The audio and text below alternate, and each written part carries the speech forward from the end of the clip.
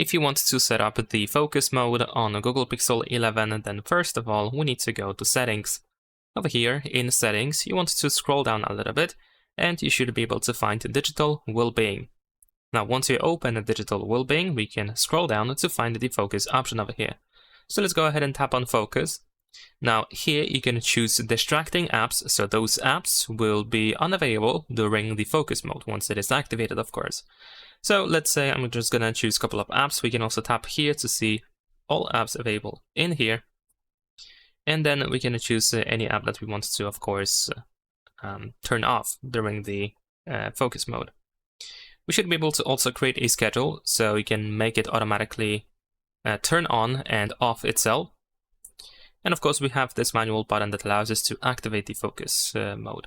There we go. We can also take a break for a couple of minutes.